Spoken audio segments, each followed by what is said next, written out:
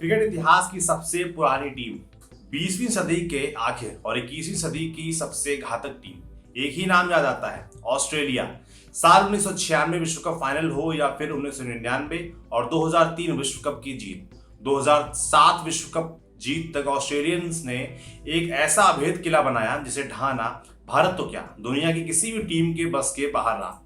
लेकिन 18 जून 2005 के दिन क्रिकेट के पन्नों पर वो कहानी लिखी जानी थी जिसके बारे में किसी ने कल्पना भी नहीं की थी। 1996 से क्रिकेट में अपनी जगह बनाने की कोशिश में लगी बांग्लादेश की टीम ने ऑस्ट्रेलिया को एक ऐसा जख्म दिया कि वो कभी भरा नहीं जा सकेगा। वो होता है ना, ताकतवर इंसान कमजोर को कितना भी मार ले, लेकिन अगर कमजोर ने उसे एक थप्पड़ मार दिया तो वो बरसों याद रह जाता है। तो ये मैच भी ऑस्ट्रेलियन क्रिकेट के गाल पर वही थप्पड़ था। 18 जून 2005 ऑस्ट्रेलिया वर्सेस बांग्लादेश, कार्डिफ का मैदान। 3 देशों की नेटवेस्ट वनडे सीरीज खेली जा रही थी। इंग्लैंड और ऑस्ट्रेलिया के अलावा तीसरी टीम थी बांग्लादेश की। रिकी पॉन्टिंग और बांग्लादेशी कप्तान हबीबुल बशर टॉस के लिए उतरे। ऑस्ट्रेलिया ने टॉस जीता और पहले बल्लेबाजी का फैसला किया, लेकिन टॉस के बाद हाथ में प्लेइंग 11 की लिस्ट लिए खड़े पॉन्टिंग की टीम में एंड्रयू साइमंड्स का नाम नहीं है।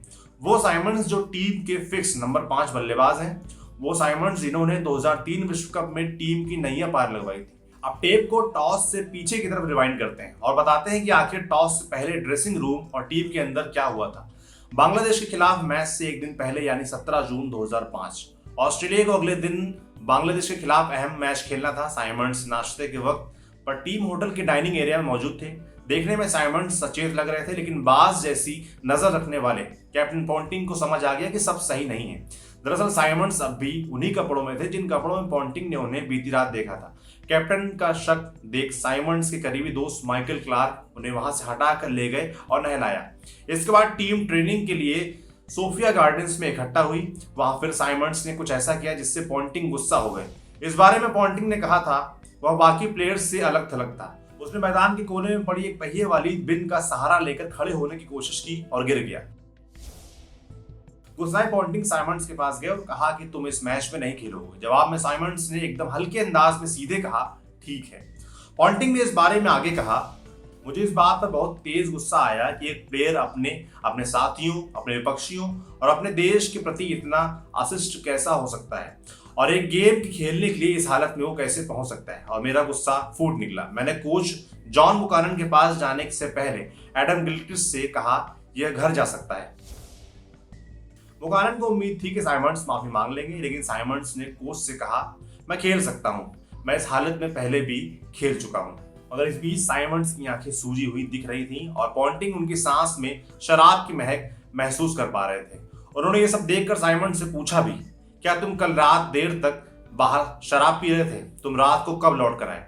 तो साइमंड्स ने कहा शायद 1:30 बजे लौट कर मैं आया था। लेकिन पॉन्टिंग को साइमंड्स की बात पर यकीन नहीं हुआ। पॉन्टिंग का खून खौल रहा था। वो चिल्लाए नहीं, लेकिन साइमंड्स इस बात को अच्छे से समझ गए थे कि पॉन्टिंग के दिमाग में उस वक्त क्या चल रहा है।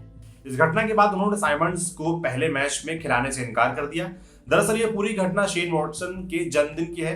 ऑस्ट्रेलियन ऑलराउंडर शेन वॉटसन का जन्मदिन 17 जून को होता है।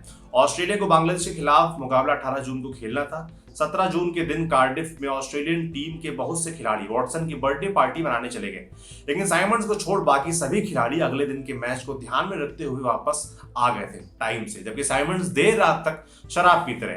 हालांकि बाद में एंड्रू साइमंड्स ने अपनी इस हरकत के लिए माफी भी मांगी। उन्होंने कहा था, मैं जानता हूं कि कोई भी इसे स्वीकार नहीं करेगा, लेकिन मैं अपने किए के लिए सभी से माफी मांगता हूं।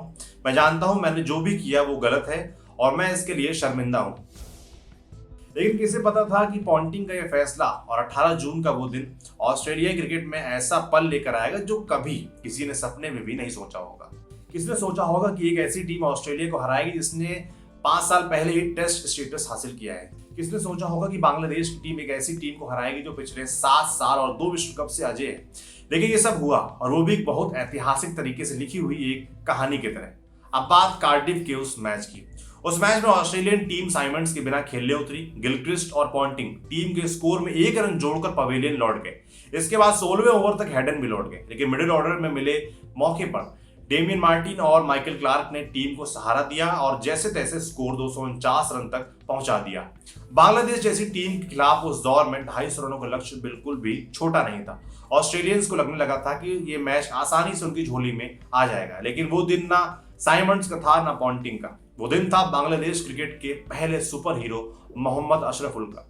250 रनों के लक्ष्य का पीछा करने उतरी बांग्लादेश की टीम ने 21वें ओवर तक 3 विकेट गंवा दिए।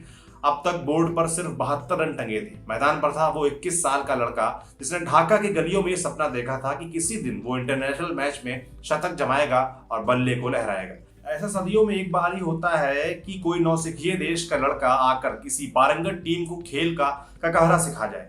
मोहम्मद अशरफुल ने उस दिन ग्लेन मैकग्रा, जैसन गिलेस्पी, माइकल कैस्परोविच जैसे बॉलिंग लाइनअप की बखियां उधेड़ दी थी। उन्होंने 101 गेंदों में 11 चौकों के साथ 100 रन बनाए और अपने पहले शतक के साथ बांग्लादेश को ऑस्ट्रेलिया पर पहली वनडे जीत दिला दी।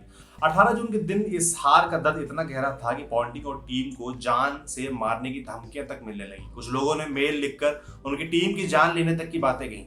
पॉन्टिंग ने अपनी किताब में खुलासा किया था, मुझे एक ईमेल मिला जिसमें लिखा था, जिस तरह का एफर्ट मैंने मैदान पर दिखाया है उसके लिए मुझे सिर में गोली मारी जानी चाहिए। इतना ही नहीं, ये ईमेल भेजने वाले शख्स ने मुझे यहाँ तक लिखा कि वो ऑस्ट्रेलिया में ऐसे लोगों को भी जानता है जो ऐसा खतरा जान से मारने उठाने के लिए भी तैयार है। पॉन्टिंग ने बताया, बतौर क्रिकेटर मुझे विरोधी टीम के फैन से ऐसी धमकियां और आलोचनाओं की आदत थी, लेकिन ये एक नए तरह की धमकी थी। मुझे इससे पहले कभी भी इस तरह से नहीं डराया गया था। रियाना, पॉन्टिंग की पत्नी, इस घटना से काफी ज्यादा परेशान थी और जब मैंने इसे ईमेल के बारे में बताया तो वो इससे और घबरा गई। खैर, 18 जून 2005 के दिन बांग्लादेश के हाथों मिली हार के बाद 2020 तक फिर कभी भी बांग्लादेशी टीम ऑस्ट्रेलिया को नहीं हरा सकी। आपके लिए स्टोरी लिखी थी हमारे साथी विपिन ने। देखते रहिए दी लल्लन टॉप। शुक्रिया।